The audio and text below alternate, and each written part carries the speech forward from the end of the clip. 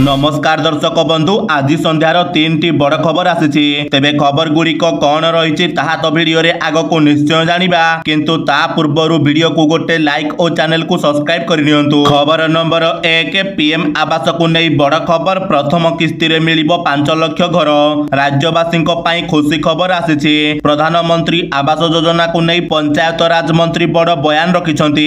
मंत्री रवि नायक कहिछंती वर्षा दिन पर मिलिबो प्रधानमंत्री आवास योजना रे घर प्रथम किस्ती रे 5 लाख घर राज्य को आसीबो।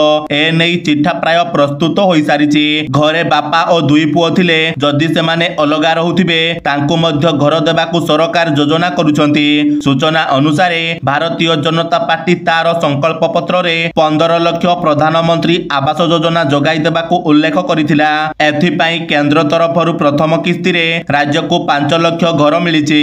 आगामी दिन रे एई घर को योग्य हिताधिकारी को दियाजिबो बोली मंत्री सूचना दैछंती। खबर नंबर 2 सारा ओडिसा रे माडिलानी डेंगू 23 जिल्लारु 463 रोगी चिन्हट।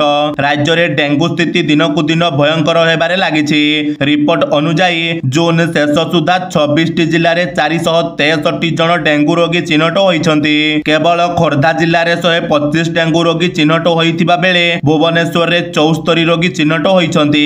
सेपटे 26 जिल्ला रे डेंगू रोगी रहिथिबा बेले अनुगुल देवगढ़ नुआपड़ा और सुवर्णपुर रे कोनोसी रोगी चिन्हट होई नथिबा स्वास्थ्य विभाग कहिछि। खबर नंबर 3 राज्य रे खाली पड़िछि 1,34,000 सरकारी पदवी आवेदन बयस सीमा 43 को बढ़ाइबा को दाबी। दीर्घ दिन हेबो राज्यर विभिन्न विभाग रे लक्षाधिक पदवी खाली पड़िछि। तेबे खाली पदवी पूरण रे बाधक साजिछि बयस।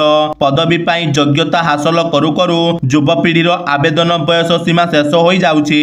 फल रे योग्यता हासिल परे भी बेकार बसुछंती युवपीढ़ी। सरकारी चाकरी न पाई विभिन्न बेसरकारी अनुष्ठान रे स्वल्प वेतन रे काम करिबा को बाध्य हेउछंती।